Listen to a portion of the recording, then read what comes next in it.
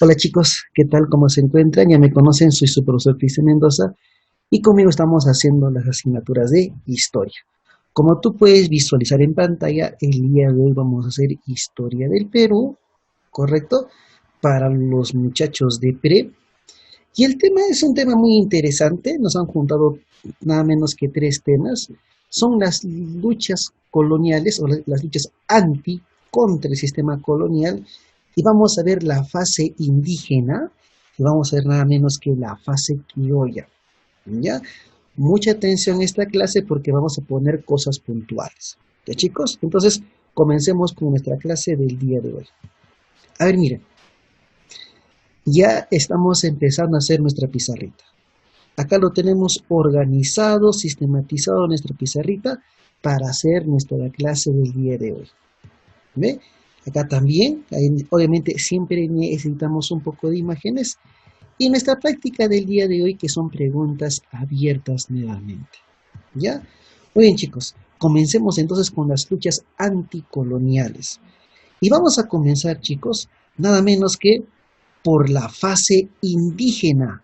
Como su propio nombre lo dice, acá van a ser nada menos que los nobles indígenas son los que van a dirigir nada menos que esta rebelión. Así que ponemos acá nuevamente a nada menos que las rebeliones indígenas. Ya está. Listo, muy bien. Este es nuestro cuadro principal. ¿Qué es lo que vamos a ver acá en las rebeliones indígenas? Uno, nada menos que la definición. Vamos a ver qué cosas son las rebeliones indígenas acá, en este cuadrito, en la parte superior. Definición. Acá. Miren, uno, por simple lógica, ¿ya? ¿Quiénes fueron los protagonistas, los líderes? Los mismos indígenas. Eso significa que los que primero lucharon por la independencia del Perú fueron nada menos que esa clase explotada, oprimida por los españoles. ¿Ya? ¿Qué es lo que fueron? Vamos acá. Son movimientos, son, miren, fueron movimientos. Miren, acá va, chicos, la palabra clave. Son movimientos anti. ¿Anti qué es? Contra. Anticoloniales. Es decir, fueron movimientos que estaban en contra, nada menos que de la corona española, de la presencia española en nuestro país. ¿Ah? Movimientos anticoloniales, y miren ahí, antifiscales. ¿Por qué? Porque los españoles habían aumentado la presión tributaria, ¿correcto? Habían aumentado, en otras palabras, los impuestos. Es decir, que ya los indígenas estaban cansados de la presencia de los españoles por cómo nos trataban en ese entonces, ¿correcto? Y bueno, obviamente, acabó. ¿Por quién fue promovido? Promovido por la clase indígena. Ajá. Ellos se llamaban indígenas, ¿no? Lo más correcto, ¿cómo le llamamos? Andinos, ¿ya? Promovido por la clase indígena, obviamente, ¿contra quién? Contra la corona española. Muy bien. Ahí está. Listo. Ya sabemos qué son las rebeliones indígenas. Ahora lo que tenemos que ver, chicos, muy importante, es nada menos que las causas, las razones. ¿Por qué razón los indígenas se rebelaron nada menos que contra la corona española? ¿Había un buen trato de los españoles a los indígenas? No. Miren ustedes en imágenes que retratan nada menos que la situación del indígena. Pues obviamente no había un buen trato, ¿correcto? Vemos acá, se agudizó. Cuando yo escribo la palabra se agudizó, es decir que la situación del indígena se volvió muy grave, una situación crítica, ¿no? Se agudizó la explotación. no nos trataban bien. La explotación nada menos que de la clase indígena.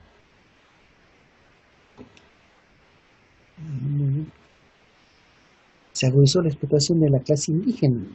¿Y por qué? Acá, debido a dos puntos. ¿Por qué la situación del indígena estaba complicada? Vamos a poner con otro colorcito. Ya, vamos a poner acá rojito. Y miren, voy a explicar cada uno de ellos. Uno, nada menos que por los repartos mercantiles. Miren, profe, repartos mercantiles. Si es que estás olvidado, te vuelvo a hacer recordar. Acuérdate que los españoles repartían mercancía, objetos a los indígenas de manera obligatoria, como ropa, de repente peine, vestimenta, zapatos, pero el indígena no usaba este tipo de mercancías que le entregaba a los españoles, pero poco o nada le interesaba.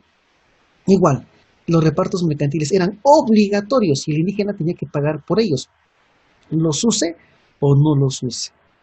Entonces, complicada la situación. Otro, nada menos que se incrementan el alcabala, el impuesto, el incremento del alcabala. El alcabala era un impuesto que se pagaba a jovencitos por la venta o compra de objetos dentro del virreinato. Se incrementó con las reformas borbónicas y obviamente los perjudicados eran los comerciantes y nada menos que la clase indígena. ¿Ya? Ese es otro. Muy bien. ¿Qué más, profe? Nada menos que por la explotación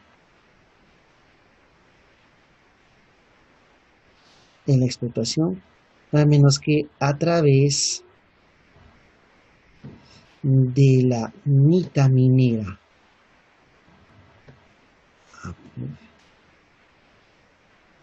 ¿No?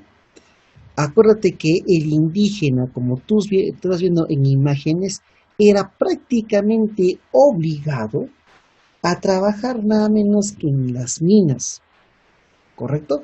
Por salarios míseros, en condiciones inhumanas por parte de los españoles. ¿Te das cuenta? Entonces, por el tributo indígena, por la explotación, por esas razones se agudizó la situación del indígena. Por eso ellos se van a rebelar. ¿Ya? Muy bien. Y acá hay uno que siempre me ha llamado la atención y es muy bonito. Debería ser una clase aparte de hablar de todo ello. Es nada menos que el famoso mesianismo. Miren, el mesianismo andino. Miren ese mesianismo. ¿Y cómo es esto, profesor, del mesianismo andino? Cuando hablamos del mesianismo andino, es decir, el Mesías, ¿quién es? En el mundo católico, el Hijo de Dios, el que viene a salvarnos. Pero resulta que en el mundo andino también se había adoptado ello, pero obviamente con rasgos andinos. Es decir, que iba a venir el Mesías, el Salvador del mundo andino. Y este mesianismo andino, chicos, está nada menos que topado en el famoso mito de Incarri.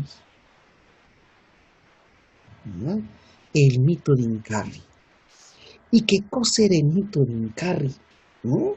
Es que entre los andinos se había difundido que el Inca iba a regresar, que un descendiente, que él iba a venir nada menos que un Salvador, ¿no? Un descendiente de los incas. Un descendiente de los incas.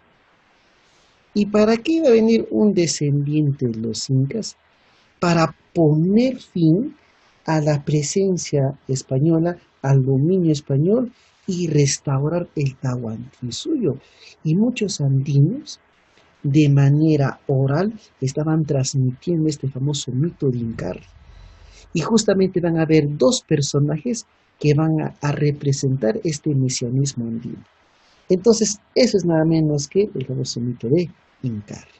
Ahí están las causas, ¿correcto? ¿Y quiénes van a, por llamarlo así, representar este mito de Incarri? Van a ser nada menos que estos dos personajes. Nada menos que Juan Santos Atahualpa y nada menos que José Gabriel Condorcanqui. Ambos, ¿ah? Ahora, estas rebeliones indígenas es en el siglo XVIII. Lo llaman el siglo de las rebeliones, ¿correcto? Y va a ser protagonizada sobre todo por ellos dos. Claro que hubo otras rebeliones, ojo, hubo otras, pero las de mayor magnitud, impacto y mayor información es la de Juan Santos Atahualpa y nada menos que la de Túpac Amaru II. Así que ponemos que estos movimientos o estas rebeliones indígenas fueron promovidos nada menos que por ellos. ¿Y quiénes son ellos? Nada menos que Juan Santos Atahualpa. Y el otro, nada menos que José Gabriel Condorcanqui. ¿Cierto? ¿Ya? Estos van a ser los líderes, los que van a tener nada menos que hablar justamente de las rebeliones indígenas. Y ahora miren, en este cuadrito vamos a sintetizar todo lo que son nada menos que las rebeliones indígenas. ¿Qué es lo que vamos a ver? Los años, ¿correcto? ¿En qué años se van a rebelar? Ah, profe, los años, ¿sí? ¿Qué más? La región, el lugar donde inician su rebelión. ¿A qué virrey se enfrentaron en ese momento? ¿Mm? Las causas. Ahí están las causas genéricas, pero en cada uno también hay causas particulares. ¿Recibieron apoyo? Sí. ¿De quiénes recibieron apoyo? ¿Mm? ¿Hubo victorias y derrotas? También hubo victorias, ¿correcto? Hubo también derrotas donde lamentablemente uno de ellos pierde la vida, ¿no? en exposición a los españoles, y obviamente veremos las consecuencias. ¿Ya? Ahora, miren, voy a ser puntual con cada uno de ellos. ¿No? Normalmente podríamos hacer un capítulo de Juan Santos Atahualpa, ¿no? Pero vamos acá, de frente al grano. Miren, cuando hablamos, miren, ambos tienen muchas cosas en común. Una de ellas es que ambos, tanto Juan Santos Atahualpa y José Gabriel Condorcanqui, ambos fueron educados ¿por quiénes? Por los jesuitas. Ya. Miren, ¿quiénes eran los jesuitas? Era una orden religiosa que vino al Perú y se encargó de difundir las ideas de la ilustración, de la igualdad, de la independencia. Y justamente, ¿qué hicieron estos nobles indígenas educados en los colegios de los caciques? Habían asimilado justamente estas ideas de los jesuitas. Por esta razón, luego los jesuitas van a ser expulsados, nada menos que del virreinato. ¿Se acuerdan que hicimos una clase de los virreyes? Y hablamos un poquito de los jesuitas. Muy bien. Primero, la rebelión de Juan Santos Atahualpa. Ahí tienes una representación de él. Y su rebelión se inicia en el año 1742 y se extendió por lo menos, más o menos, hasta el año 1756. Es un promedio, de repente puede ser un año más, un año menos, porque la información sobre este personaje no es abundante, ¿correcto? Se cree que nació en el Cusco, se cree, ¿ya? Todo hace señalar que nació en el Cusco, fue educado por los jesuitas, ya hay información que él viaja a España, ¿no? Sabía hablar el español, el quechua y también había aprendido el latín por parte nada menos que de los jesuitas. Así que él se encontraba nada menos que en España y a su regreso de España a Europa es que él decide iniciar nada menos que su rebelión, levantarse contra la opresión española y recorre todo el Perú. Y justamente él va a escoger un lugar donde inicia su rebelión. ¿Cuál va a ser nada menos que la selva central? Muy cerca de Tarma. A hora y media se encuentra nada menos que la selva central. ¿Y cómo se llamaba, chicos, su cuartel? Miren, lo llamaba nada menos que el Gran, vamos a poner con mayúscula, el Gran Pajonal. ¿Y por qué escogió ese lugar? Ya vamos acá. Acá se encuentra, miren, acá en el mapita, en ese entonces sí era el Perú. Ahí está. Nada menos que en la selva central. ¿Correcto? Acá está la rebelión de Juan Santos Atahualpa. Acá, en la selva central. Cuando empieza a recorrer el territorio peruano, necesitaba un lugar que no sea de fácil acceso. Y en esos años, ingresar a la selva central no era nada sencillo. Por lo abrupto, por lo complicado que era ingresar, ir a la selva central, eso fue una de las razones por qué Juan Santos Atahualpa escoge nada menos que la selva central. Y a eso se le llama el Gran Pajonal. Eso fue una. La otra es que en ese lugar había un descontento enorme por parte nada menos que de las etnias amazónicas, porque rechazaban a los franciscanos, porque los franciscanos se aprovechaban de la fuerza de trabajo y tenían que tributar. Entonces, aprovecha la zona del este y el descontento nada menos que de los etnias amazónicas. ¿Ya? Listo. He soltado varios datos allá. Muy bien. ¿Quién estaba de virrey en ese entonces? Estaba el marqués de Villa García. ¿Ya? Está uno. El marqués de Villa García. Acuérdate que el cargo de virrey solamente lo podían ostentar los españoles peninsulares. Ya sabes quiénes son los peninsulares. Y tenían esos títulos de marqués, duque, conde. Tenían esos títulos nobiliarios, como algunos lo llaman. Y también estaba el conde, miren, ¿ven? El conde de Superunda. Muy bien. Ya está. Causas. Bueno, ya dije uno, ¿no? La presencia de los de la zona agreste. Y acá había, bueno, estas son las causas generales, pero había una causa en particular. Era nada menos que el abuso de los franciscanos. ¿Se acuerdan quiénes eran los franciscanos? Era una orden también religiosa que abusaba de las etnias amazónicas, ¿no? Que les obligaban a trabajar, a hacer sus tributos indígenas, ¿no? Y bueno, también llevaban a los centros mineros del Cerro de la Sal, donde está Chanchamayo, ahí se ubica el Cerro de la Sal, y obviamente pues había una explotación hacia los indígenas, ¿correcto? Listo, ahí está uno. ¿Recibió apoyo? Claro que sí. Miren ustedes acá en imágenes, miren acá, ¿ve? Una pintura, un retrato, nada menos que Juan Santos Atahualpa se dirige, ¿no? ¿Ve? Con las etnias amazónicas y miren, frente a los franciscanos. ¿Ah?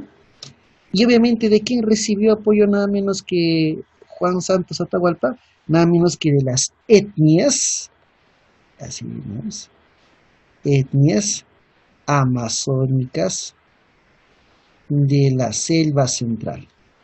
¿Y cuáles son esas etnias amazónicas? Los Shipibo, los Campas, los Pirus, los Machiguengas, por ejemplo, ¿no? Y inicia nada menos que su rebelión Juan Santos Atahualpa y bueno, obtiene una batalla, una victoria, ¿no? Llaman la batalla de Quimiri o del fuerte Quimiri. Cuando han ido a la selva central, no es, hay una zona que se llama el puente Quimiri, el fuerte Quimiri, ahí, ¿no? Se levanta, dirige nada menos que a las etnias amazónicas y logra una contundente victoria, ¿correcto? Ahora acá viene lo más interesante, ¿ah? Vamos acá. ¿Fue derrotado? No. Por acá, no fue derrotado. No hay una información que diga fue derrotado en tal batalla, no dice que fue capturado y ejecutado por los españoles, no hay. Se desconoce, ¿no? la causa real de la muerte de Juan Santos Atahualpa, pero se cree que fue por la edad, de repente una enfermedad en la selva central. Pero miren, hay que aclarar esto. Lo que buscaba Juan Santos Atahualpa era buscar una zona liberada por parte de la presencia española.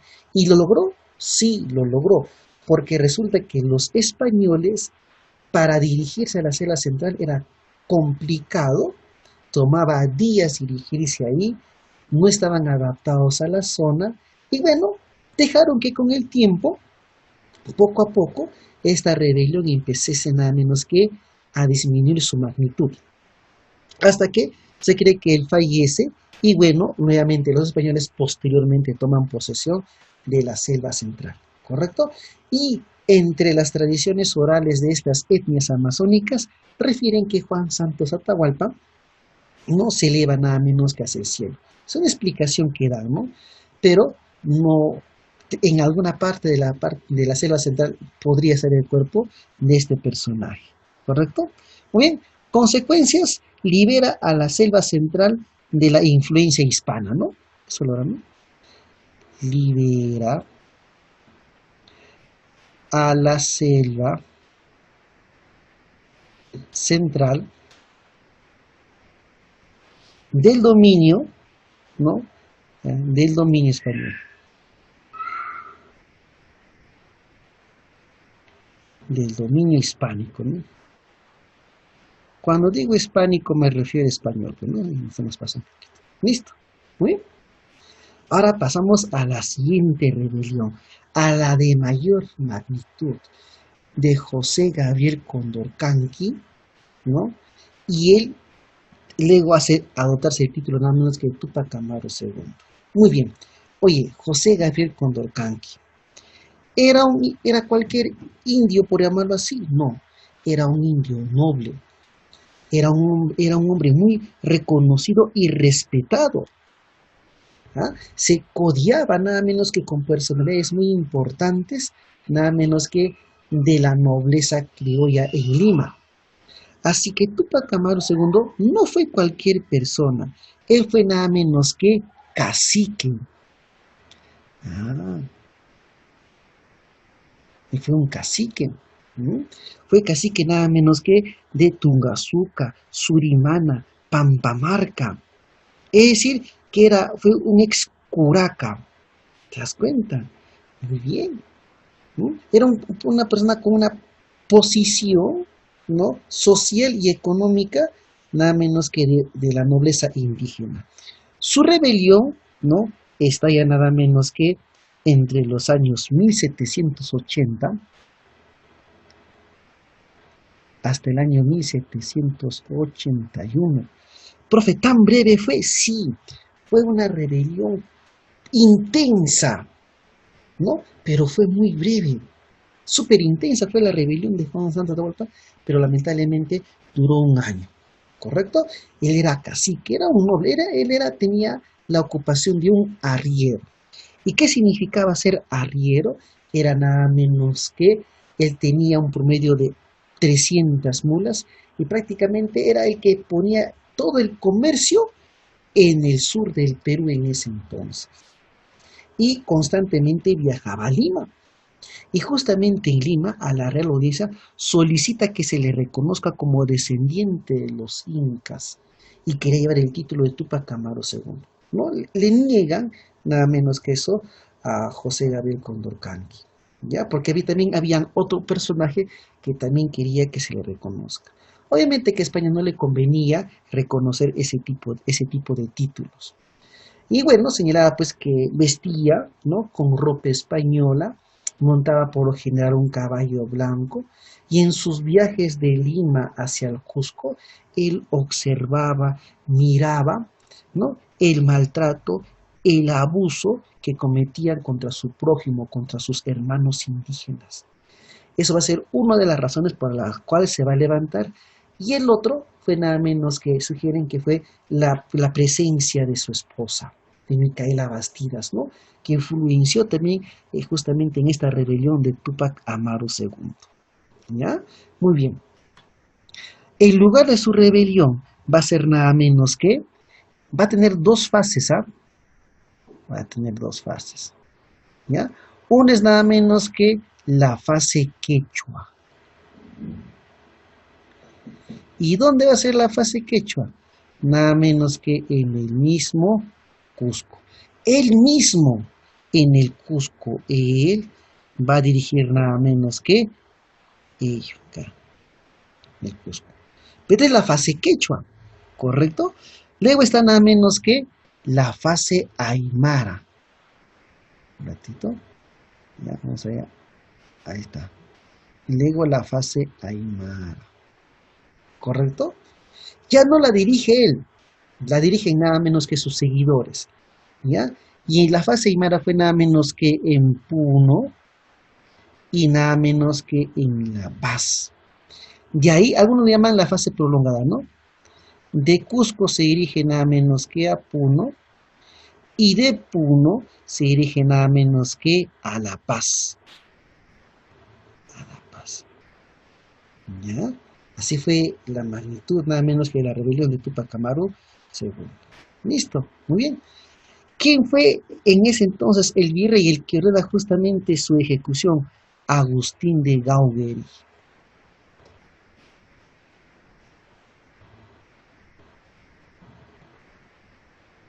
Gaugueri, ¿no? Un virrey, ¿no? En escándalos, nada menos que por la famosa Periccioli, ¿no? Ya, pero ese es otro punto, ¿no?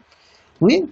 Causas, estas son las generales, pero hay una, la que él va a protestar, nada menos que el aumento de la presión, nada menos que de los impuestos, ¿no?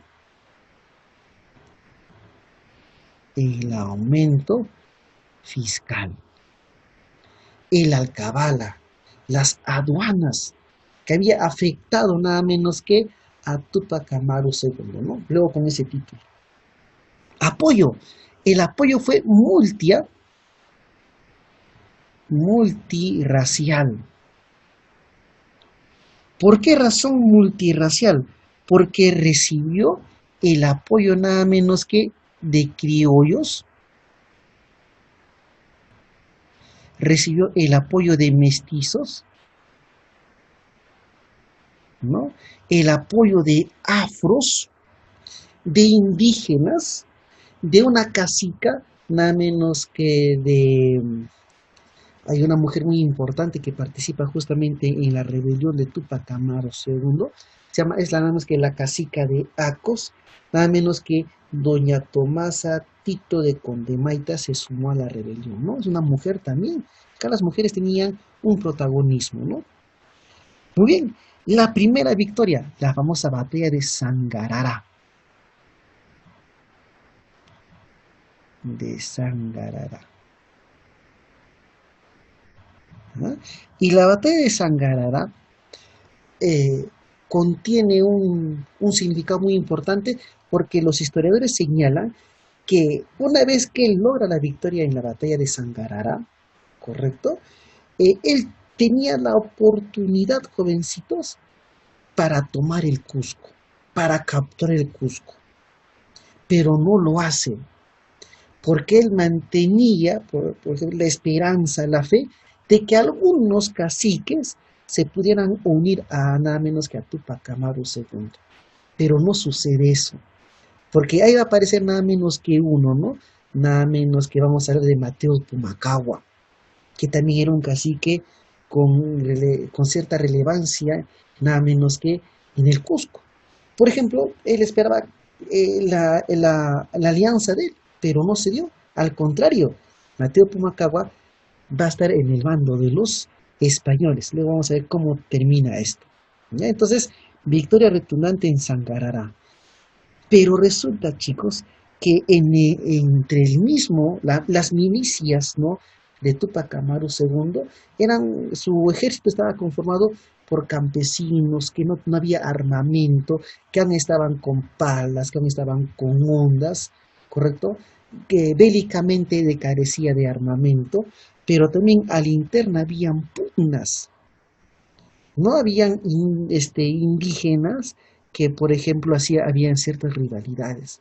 Entonces, unos sugieren que por la falta de una unión patriota, nacional, llega a fracasar esta rebelión.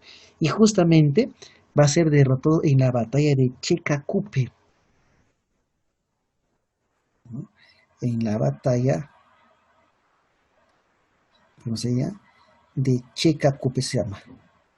Checacupe. Ahí está, ¿no? Derrotado, refugio en una iglesia, traicionado por el párroco de esa iglesia, lo entregan y lo capturan nada menos que a Tupac Amaru II. ¿Mm? Tomado prisionero, miren, él observa la ejecución de de sus altos mandos, ¿no? De los hermanos de Miquel Abastidas, de sus cuñados, ¿no? La ejecución de uno de sus hijos, ¿no? El otro logra sobrevivir, toma prisionero en España. Y él, Tupac Amaru II, tuvo que ver la ejecución del amor de su vida, de Micaela Bastidas. Fíjate tú, presenciar la ejecución del amor de tu vida, de tu esposa, de tu mujer, ¿no? Y a Micaela Bastidas le habían condenado a la asfixia, al ahorcamiento. Pero los debo señalar que tenía el cuello muy delgado, ¿no? Y por último, como tú puedes ver en imágenes, optan por patearle hasta provocar la muerte a Micaela Bastidas. Y eso presenció Tupac Amaru II. ¿Mm? ¿Ve? Entonces, luego él suelta una frase, ¿no? Él dice, no, le dice, tú y yo somos culpables. Tú por oprimir a mi pueblo, yo por liberarlo. Y lo condenan nada menos que a Tupac Amaru II, como tú puedes ver, nada menos que a descuartizarlo, nada menos que sujetándolo, nada menos que en 4 caballos. ¿Pudieron? No. Y finalmente cortaron el cuerpo, nada menos que de Tupac Amaru II, las extremidades de Tupac Amaru II. Y esa era una señal para que si alguien más intentase rebelarse, iba a correr con la misma suerte. Lamentable, ¿no? La ejecución de Tupac Amaru II. Una vez ejecutado él, sigue la fase Aymara, ¿ya? Dirigida por un tal Julián Apaza, ¿ya? Tupac Katari y luego un tal Diego Cristóbal Tupac Amaru. Pero esta fase Aymara también van a ser derrotados dichos personajes, ¿ya? ¿Qué consecuencias trajo la rebelión de Tupac Amaru II? Uno, la abolición, ¿no? Lo que le entregaban a la fuerza a los indígenas. La abolición, ahí está, la abolición de los repartos mercantiles. Era muy abusivo, nada menos que esta entrega que daban los españoles, ¿no? ¿Ah? Temporalmente se suprime temporalmente, momentáneamente, la mita minera, donde iban, ¿no?, los indígenas a trabajar en condiciones inhumanas, ¿ya? Y luego se eliminan los corregimientos, porque hay que recordar que cuando se inicia la rebelión, ¿no?, se da la ejecución del corregidor Antonio de Arriaga. Ahí se inicia la rebelión, porque los corregidores eran los más abusivos. Lo ejecutan a él, vieron luego que esto de los corregimientos no estaba funcionando, así que con las reformas borbónicas se deroga, se anula los corregimientos y se crean las intendencias. Justamente se creó la intendencia del Cusco, ¿no? La creación de las intendencias. Las intendencias como del Cusco, ¿correcto? Y bueno, al no haber intendencias o corregimientos, se sustituye por esta institución que prácticamente continúa, ¿no?, con cierta moderación, pero tenía entre sus funciones casi las mismas, ¿no? Y también se prohíbe la lectura de los comentarios reales del Inca Garcilaso de la Vega. Esas son las rebeliones indígenas, jovencitos, ¿Ya? Listo, ahí está.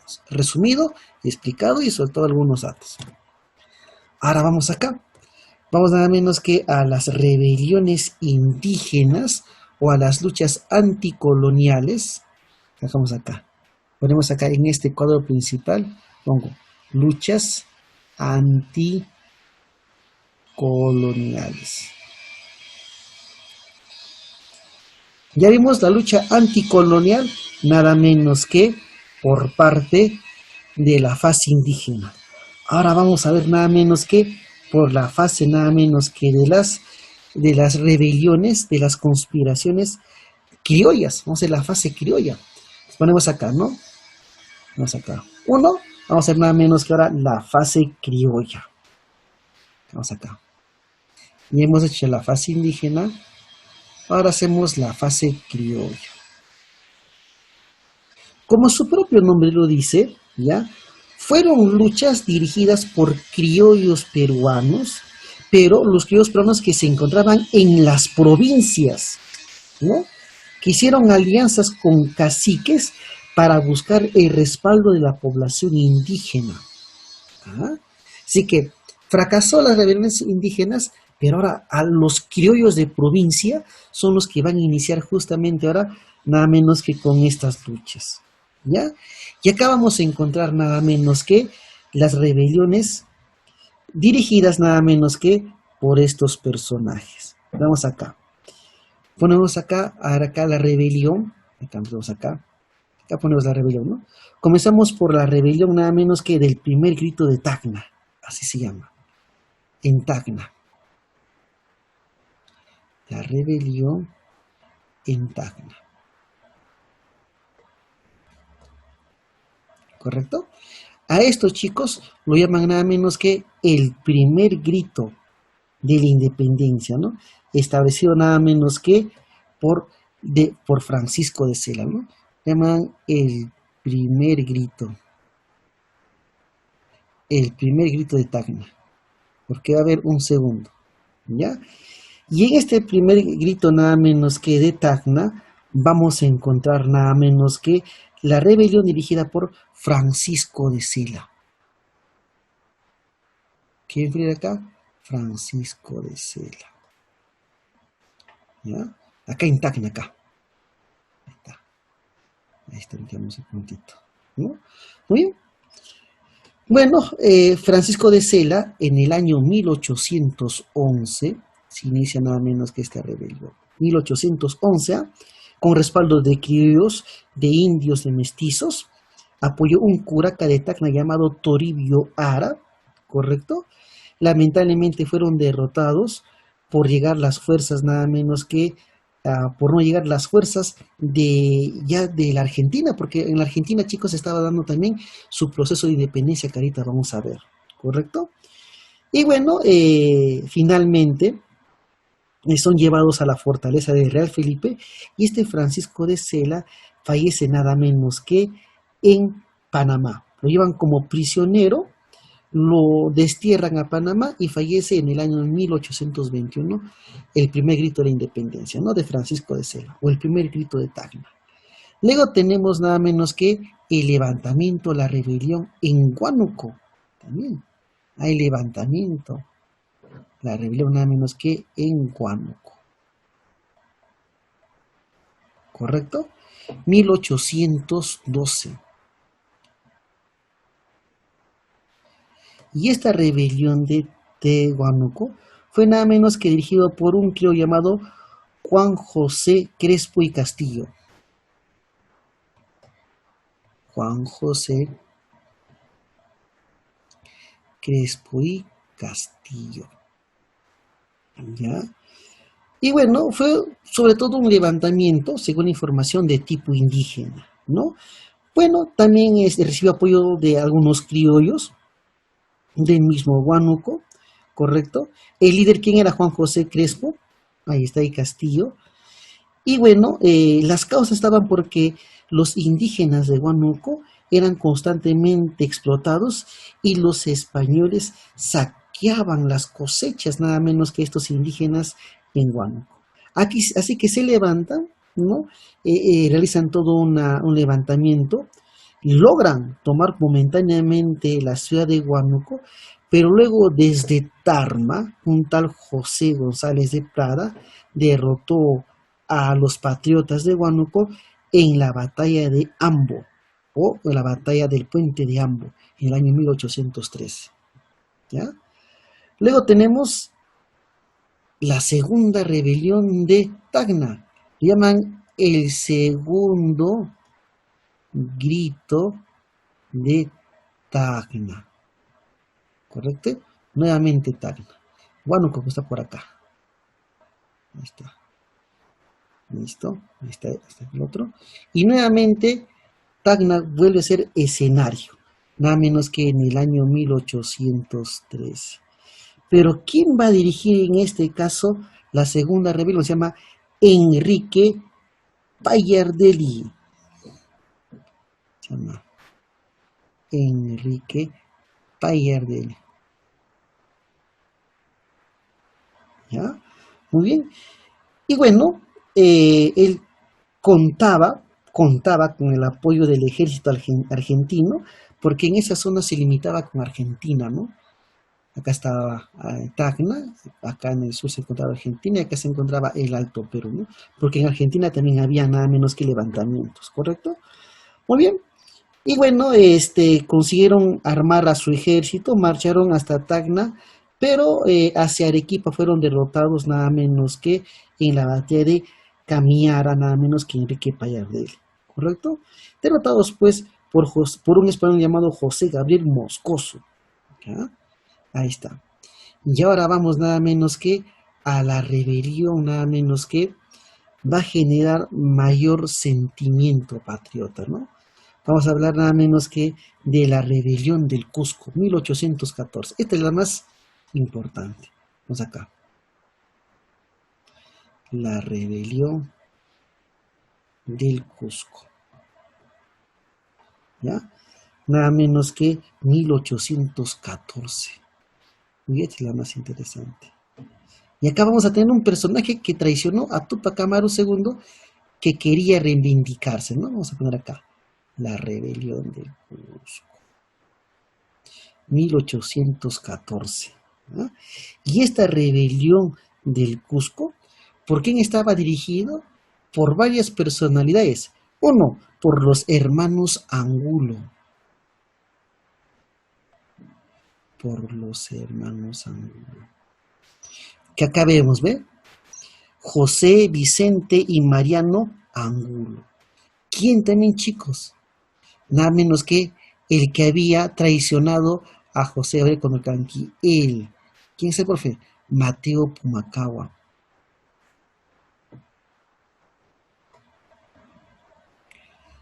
¿No? En su momento tuvo para apoyar a Tupac Amaru II, pero no lo hizo. Y luego tenemos al poeta, nada menos que Mariano Melgar. El arequipeño Mariano Melgar. Entre otros, ¿no? Entre otros. Hoy estamos mencionando a los que dirigieron nada menos que esta rebelión. ¿Ya? Muy bien. Sobre la rebelión del Cusco, podemos decir los siguientes datos, ¿no? Nada menos que el año 1814, y se van a dar nada menos que por 3 frentes, ¿no? 1814, ¿no? Uno, el descontento por las contribuciones de la guerra, las reivindicaciones indígenas. La reivindicación indígena, ¿no? Justamente la de Mateo Pumacahua. Y esta rebelión se dio nada menos que por 3 frentes, ¿no? Uno en Huamanga, Ayacucho. Huamanga, Ayacucho. Otra en Puno y el Alto Perú, ¿no? Y bueno, la otra va a ser nada menos que en Arequipa.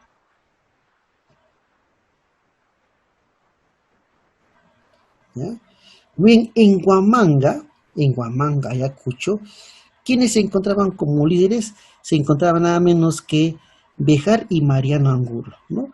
Pero son derrotados en Huanta y Matará, el frente de Huamanga, ¿no? Derrotados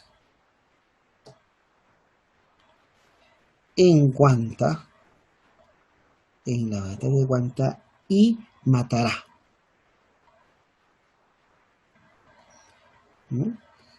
Muy bien. En el Alto Perú, ¿no? Van a ser derrotados nada menos que en Chacatalla. ¿No? Derrotados en Chacatalla, se llama sus nombres, ¿no? Chacatalla. Y luego tenemos en Arequipa, donde justamente, ¿no? Se encuentra Pumacagua y Vicente Angulo. Acá van a estar estos, ¿no? Acá es la resistencia más importante, ¿no? Acá se encuentra Pumacagua, Mateo Pumacagua, que quería reivindicarse, que había actuado mal, nada menos que anteriormente, y Vicente Angulo, ¿no? ¿Ah? Bueno, vencen en Apacheta, vencen, tuvo una victoria, pero finalmente son derrotados en Guamachiri, y es donde es fusilado justamente el poeta Mariano Melgar, donde también justamente Mateo Pumacagua a sus 77 años fue ejecutado, fue ahorcado, y también su cabeza fue cortada de Mateo Pumacagua, ¿no? Pero se reivindicó, ¿no? Fueron derrotados en Guamachiri. Derrotados hacia en Umachiri.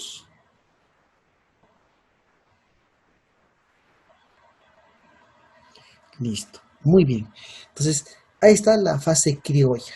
Entonces, como podemos ver, en el Perú también se estaba gestando el propio proceso nada menos que de independencia. Pero, profe, ¿qué es lo que estaba pasando en el resto de los países? ¿Qué es lo que estaba pasando nada menos que con España? Y eso vamos a ver justamente las famosas juntas de gobierno. Así que ponemos acá. Juntas de gobierno.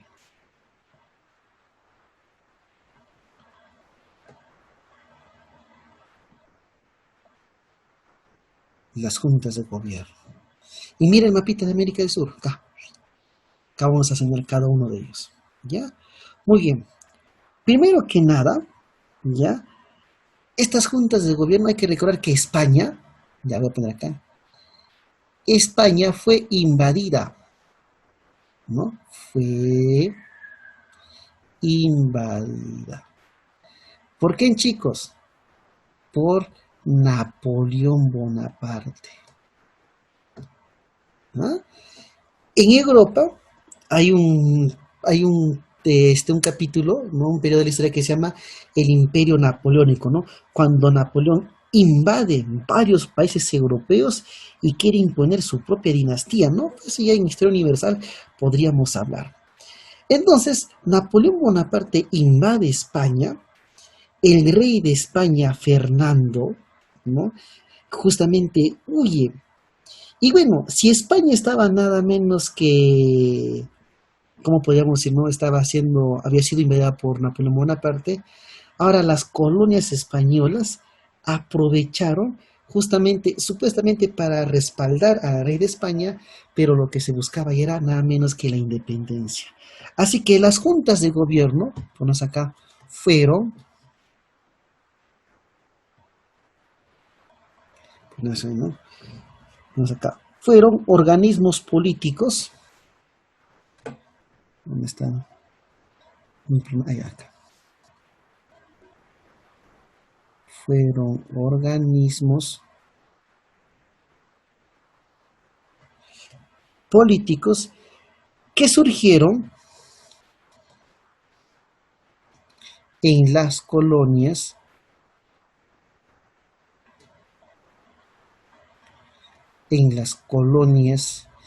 españolas, ¿no?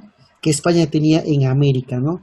En las colonias que la monarquía, ¿no? En las colonias que España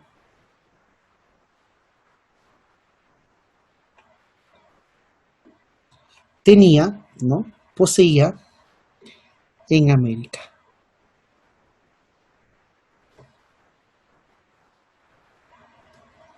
¿Se dan cuenta? Poseía nada menos que en América. el Perú, bueno, ahí estamos, justamente vamos a la posición del Perú, de Argentina, de los futuros países.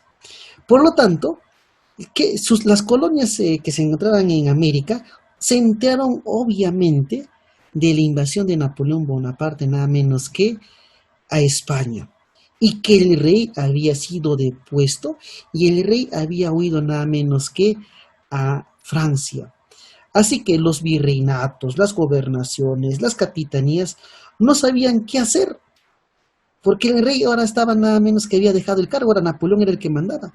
No sabían qué hacer y la mayoría de los criollos y mestizos que poblaban decían que si en España no había rey legítimo, las colonias españolas deberían elegir su propio gobierno, porque ¿quién era el que gobernaba? Era el rey. Ya no había Consejo de Indias, el rey no se encontraba en España, más bien Napoleón Bonaparte nombró a su hermano José Bonaparte, llamado Pepe Botella, como rey de España. Y bueno, obviamente, al no haber rey, las juntas dijeron, oye, ¿qué hacemos? No hay rey. Algunas supuestamente estaban respaldando, pero obviamente ya que estaban confabulando, nada menos que su independencia. Así que las juntas de gobierno, ¿no? Uno que buscaba el anhelo, el anhelo de emanciparse.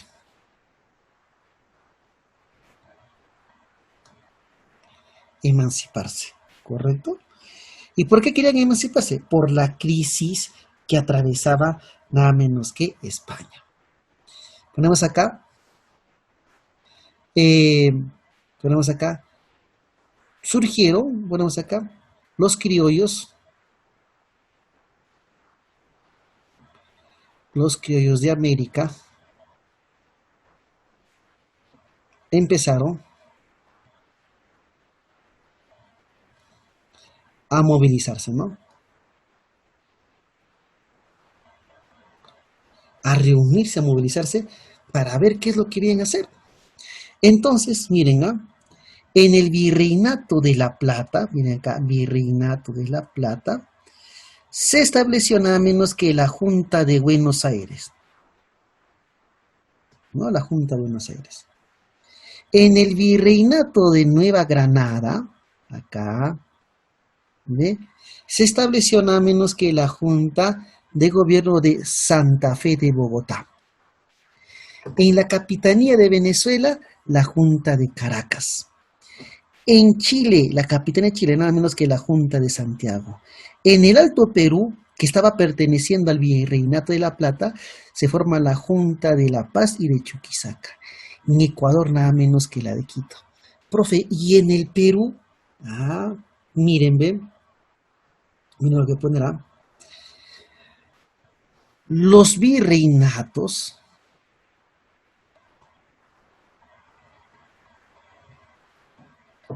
y capitanías iniciaron sus juntas de gobierno.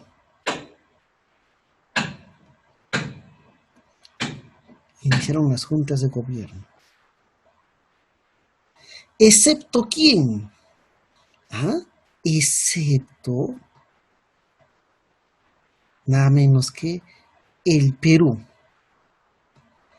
Mientras todos estaban buscando su posible independencia, el Perú todavía no, excepto el Perú.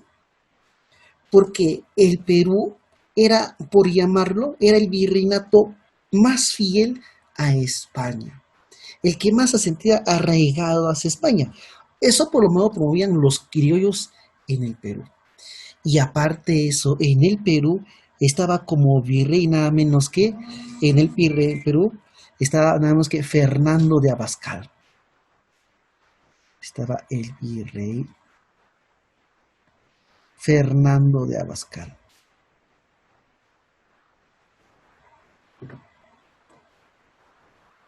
¿Correcto? Y Fernando de Abascal, ¿no? Desde el Perú se encargó de, miren, de aplastar la Junta de Gobierno de Quito, la Junta de Gobierno de Santiago, en Chile, la de Chuquisaca y La Paz, ¿correcto? La de Santa Fe en Bogotá, logró. Pero ¿saben contra qué no pudo? Con las juntas de gobierno, nada menos que vamos acá, de Caracas, en Venezuela, y la de Buenos Aires, la Argentina. O sea, el Perú era el cuartel, era el bastión desde donde se dirigía, nada menos que estas juntas de gobierno prosperen, ¿correcto? Y este Fernando de Abascal, el fidelista, logra justamente aplastar varias juntas de gobierno, excepto, ¿no? Bueno, la de Caracas, medianamente, porque ya estaba ya la presencia, nada menos que de Francisco de Miranda y nada menos que de un tal Simón Bolívar, y también la Junta, nada menos que de Buenos Aires, porque, uno, por su lejanía, y otro, porque en Argentina se habían unido, pues nada menos que los criollos en alianza con los con la burguesía, ¿no? De la misma Argentina, con los bonaerenses, y logran justamente resistir. Y más bien al contrario, desde la Argentina se intentó algunas expediciones hacia el Perú. ¿Ah? Entonces todo estaba listo, chicos, y preparado para que sea nada menos que el proceso de independencia. Pero ya quedaba algo bien claro, que el Perú sería nada menos que el bastión, el cuartel donde se intentaba aplastar cualquier tipo de independencia. Por eso, en Caracas, Quito, que se formó la corriente libertadora del norte y en el sur la corriente libertadora, como su propio nombre dice, del sur. Y el sur, y ellos dijeron, oye, nuestras independencias corren peligro.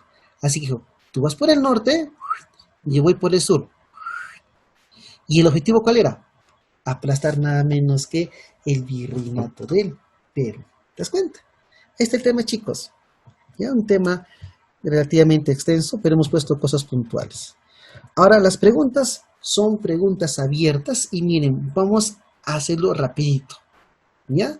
Miren, la lucha anticolonial de Tupac Amaru, ¿fue una revolución o una rebelión? Fue una rebelión. ¿Correcto? Porque una revolución busca transformar todo el tipo de estructura. En cambio, la de Tupac Amaru viene a ser una rebelión, ¿no? De un año, muy intensa, ¿correcto?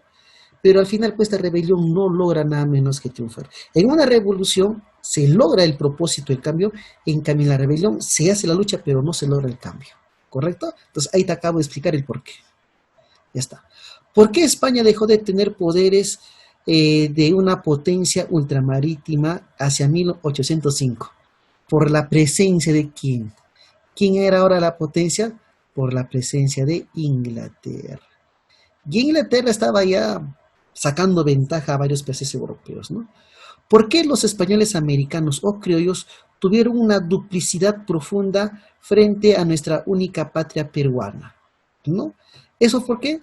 Por una falta de identidad nacional, ¿no? Todavía no estaban muy identificados con lo que era el Perú. Poco a poco fue, no fue un proceso. 4. ¿Qué carácter tuvieron y cómo evolucionaron las juntas defensoras de los derechos de Fernando VII en España y en América? Bueno, ¿qué buscaban estas juntas? ¿No? ¿Cómo evolucionaron? Ponemos acá, ¿no? Estas juntas. ¿Qué buscaban las juntas? Emanciparse. Buscaban la emancipación. ¿Correcto? Y con esa emancipación, ¿cuál fue? Nada menos que llegar a la independencia. Listo. 5. ¿Qué relación encuentra entre los comerciantes de Buenos Aires y la Junta Gobernativa del Río de la Plata. ¿Cuál es la relación? Nada menos que la relación nada menos que de la separación de España. Romper el vínculo con España. Y logran, ¿no? Logran finalmente primero los argentinos. ¿Cómo se produjo el empatamiento de las luchas anticoloniales del Perú? Empantamiento. Ya, miren, finalmente, ¿no? Acá, el virrey Fernando de Abascal, ¿no? Él mismo, ¿no? Dirige un ejército al Alto Perú, ¿no? Acuérdate que esa zona se llamaba el Alto Perú, ¿no? ¿Y quién era Fernando Abascal? Era el mismo virrey del Perú, ¿no? Desde ahí se dirijo, ¿ya? ¿Cómo se profeta? Él mismo dirige. ¿Qué posición asumieron los caciques prorrealistas en las luchas anticoloniales? ¿No? ¿Qué fue? Bueno, su posición fue ambivalente, fueron una posición dudosa, ¿no? Pero al final, como Mateo Pumacagua, pero al final, ¿no? Luchan por la independencia, como pasó con Mateo Pumacagua, ¿no? ¿Ya? ¿Por qué fracasó la rebelión de Tupac Amaru II? Por falta de unidad, ¿no? Dijimos. Falta de unidad en sus milicias. Un ejército no profesional, ¿no? Milicias. ¿Cómo era el ambiente social, político, económico, ideológico durante el siglo XVIII? Uy, che, con ese social, político, económico. Era pues así, lo resumo. Era nada menos que el siglo de las rebeliones. Era el siglo de las agitaciones sociales, de los levantamientos. ¿Ya? Listo. ¿Por qué se sobrevivió la Junta de Buenos Aires y las otras fracasaron? ¿No? ¿Cuál es la que única, la que logra permanecerse? Es la de Buenos Aires y luego posteriormente la de Capitanía de Venezuela, ¿no? ¿Por qué sobrevivió? Por la unidad militar y por la unidad de los criollos bonaerenses, ¿no?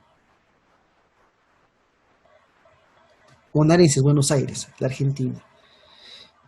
¿Cuál fue el rol que desempeñó la mujer en el ejército peruano durante la lucha con el... Uy, esto todo merece un conversatorio, ¿no? Pero obviamente el rol fue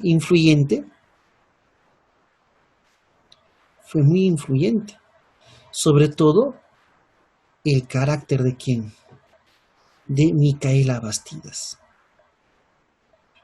porque sugieren que Tupac Amaru II se encontraba dudoso, pero la clara toda esa nube de dudosidad es nada menos que Micaela Bastidas, ¿no? Una mujer muy importante, ¿no? En nuestra historia.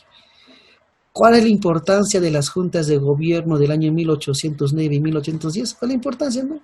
¿No? Buscan el proceso de independencia, ¿no? Porque fue todo un proceso. Buscan la independencia. Pues. Si no, ¿para qué se formaron? ¿Para seguir con España? No creo. ¿Ya? ¿De qué forma afectaron las reformas borbónicas en el siglo XVIII a las colonias americanas? ¿No? ¿Afectaron? Sí, afectaron o no. ¿Qué son las reformas borbónicas? Son los cambios que se aplican. ¿Se acuerdan que hicimos eso? Las reformas económicas, políticas, ¿ya? ¿Cómo afectaron? Bueno, vamos acá, perjudicaron a los criollos